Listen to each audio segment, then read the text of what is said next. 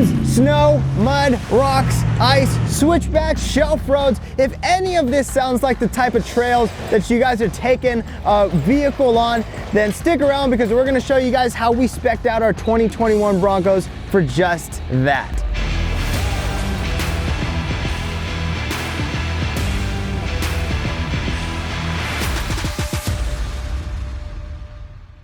So for the first video of 2022, again, we wanted to share the secrets on how we spec these Broncos out. We've been doing Broncos for a long time, and there's no better person to share that history, a quick history, than Jim Creel himself, my father. My dad, take it away. Hey everybody, if you don't know us, if you're not familiar with us, we've been in the classic Ford Bronco space for a long time, 30 plus years. And of course we got excited when the new ones were coming out. And so that's just, we're a couple of old school rock crawlers, if you will. And so this perspective is how would old school rock crawlers spec out their brand new Broncos. It's as simple as that. There's no big secrets here. We just wanted to kind of share our insights with you, things that we've kind of figured out going through this whole process, so that if you're looking to spec out a Bronco, or if you're on the market for one, there may be some things that we can share with you guys to help you out along with that process. All right, so right off the bat, the thing that a lot of people ask is what trim did we pick? I'm happy to say and not happy to say at the same time that all three of these are Badlands with the SASQUATCH package. Why did we go with Badlands? So the story kind of goes, a year or more ago, got a Bronco Sport and I bought the base model. And I instantly regretted not stepping up a little bit more. And so when it came to the full size, we're just like, okay, we're gonna take these off-road.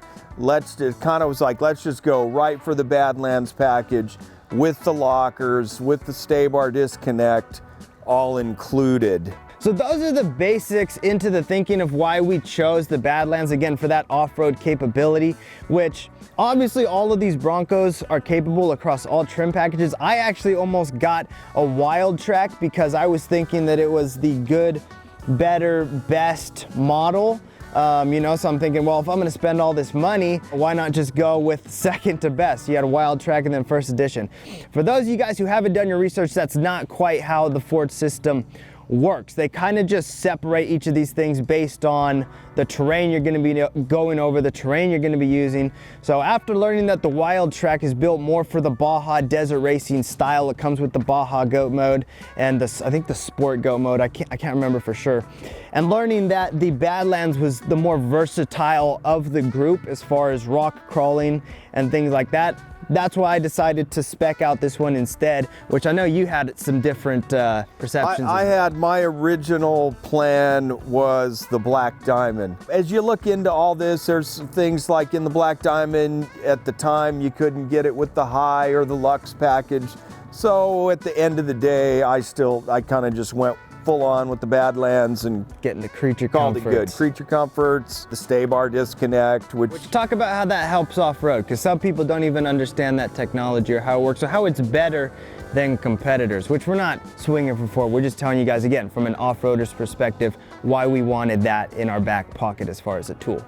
It's okay, so the convenience really of pressing a button and disconnecting your anti-sway bar or stay bar, as Ford has dubbed it, is just really nice. You don't have to get out of the vehicle, you don't have to disconnect a link, you hit a button, sway bar disconnect. The other thing too, and it's a huge selling point, again, compared to competitors, is the fact that you can do it under load. So if you've watched a lot of the Bronco Nation videos, you could see that in action. We could demonstrate it at some point if you guys wanted us to. You know, it just gives you that much more travel, again, at the ease of a button. That's why that's important for us as rock crawlers, because we need as much travel as we can get off-road. So with kind of all of that said, you had talked about high, luxe packages, those different things. There's a standard, mid, high, luxe. This is kind of where it gets messy, and this is where it got messy for me, which we're gonna talk about the three Broncos and the packages that we picked, and then kind of why we picked them. For me, my carbonized gray 4-door Badlands Bronco with the Sasquatch package has the mid package. The reason I picked the mid package is because I was uninformed in my decision and I thought I was saving money, and it turns out it wasn't worth it. So I will take this moment to say that in a future video, we are gonna be highlighting some of the things that we would do different in our build. So you're probably gonna wanna tune into that one as well. For the record, there's no front camera, there's no 360 view. I knew, especially after driving one of these things, test driving one, that I wanted the front camera, and I just didn't put the 2 and 2 together. So don't make the mistakes that I did. So with the high package, you get a number of things that are really cool and kind of wow factors. The big screen in the middle of the dash, you can see more, it's easier to deal with. You get some LED lights on the side of the mirror, in the bottom of the mirror. You get the 360-degree camera view. There's actually cameras in the ends of the mirror right here, on the front, on the back. On the big screen, you can see all of this information right there in front of you. The slow rock crawling, gives you some input, that stuff you've never been able to see without the cameras. The one thing I was surprised when I jumped in this, and I do have the marine grade vinyl seats, so I jumped in and reached down and there's no electronics. The seat is heated, but it doesn't automatically, you press a button to go forward, backwards. I thought that was a little bit weird, but it's because I guess she's gonna hose this out with water and all of that good stuff. I would like to point out that my mid-package Bronco does come with heated seats, which I was stoked about. You guys do not understand my excitement for that, because I thought I wasn't gonna get them. The last package that we got was the all-out Luxe package. And I would have to say, if I knew, again, back then when I was placing the order, what the Luxe package came with, adaptive cruise control, heated steering wheel, which, you know, that's kind of cool. I wouldn't, you know, I'm not that big of a baby, I guess. I don't know, but it is cool having it's a nice, steering wheel. when they say Luxe, it's a nice luxury package. And one of the coolest things, if you've never driven, is the adaptive cruise control, where you literally, the vehicle just follows a vehicle in front, slows down, speeds up within a certain range that you set on the steering wheel controls. Never driven one before this vehicle. Super nice. After driving it 3,000 miles back across the country, it definitely made sense why somebody came up with this and why it's cost $4,000 extra to get in a Bronco.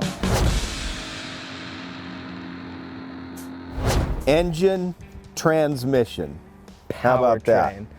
So for our powertrain, all of these, all 3 Broncos have the 2.7 with the 10-speed automatic. Why? I have my reasons for not going with a manual, but I'm gonna let you tell them why you didn't. At the time when we ordered these, you couldn't actually order the 2.7 with the manual. Apparently for 2022, you can. Now I'm at the stage where I'm just tired of shifting. So the manual, I don't want to shift anymore. In the rock crawling world, you know, operating 2 pedals versus 3, there's less to think about. So as long as you got a good automatic transmission, you can stop on the middle of some uphill climb. It's simpler, convenient, provided everything holds together. And that was my thinking in the order.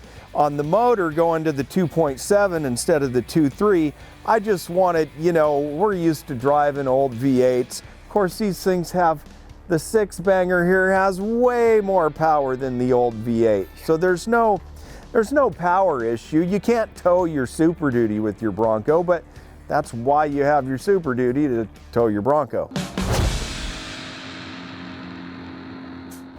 So the other thing that none of these 3 Broncos have is a tow package, because basically a tow bar on a rock crawler is essentially an anchor. Now they do all have the hooks, so you can strap up and pull your buddy out of the mud or over some sort of hard spot. Or they can pull you out. Or they can pull you out. I'm not saying it's happened, but...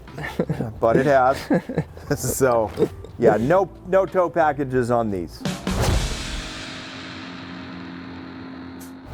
So another thing, and I think this is part of the SASQUATCH maybe, is there are upgraded differentials, not just locking differentials, but bigger, badder, stronger differentials. I believe it's front and rear, and I think it's part of the SASQUATCH. Yeah, and if not, you know, if you don't go with the SASQUATCH, you're still planning on taking it off-road, 100% a recommended upgrade. You know, the bigger the differential, the beefier it is, you know, the better the gearing and things like that for off-road. Definitely want to go that route. There's a couple things about the SASQUATCH to keep in mind is what does it all entail? Now, we don't know every specific detail, but we're going to kind of run over the main components, which is the upgraded suspension. It's got Bilstein suspension on it, which we were able to test out. The things do amazing off-road. It's got the 35-inch tires. Potentially has the upgraded diffs. Why did we pick these? Because I like bigger tires. I thought it would be cool to get 35s out of the factory. The argument is that with a 33-inch tire without the SASQUATCH package, there tends to be more travel. It's marginal, honestly. It's minimal from what I understand. So, and then maybe you're even gonna go 33s, 35s, 37s. So it's all a balancing act, really, in what as you're looking at all these Broncos all over the internet and like, ooh, I like the looks of that one, I like this, I like that. Are you just going for a look, or are you actually going to take it out serious off-road, whether it's the desert, whether it's the mud, whether it's the rocks? You know, you've kind of got to decide where the journey's going to take you in order to make the best decision up front. And maybe we did, and maybe we didn't. There is another video coming. I think Mitch mentioned that.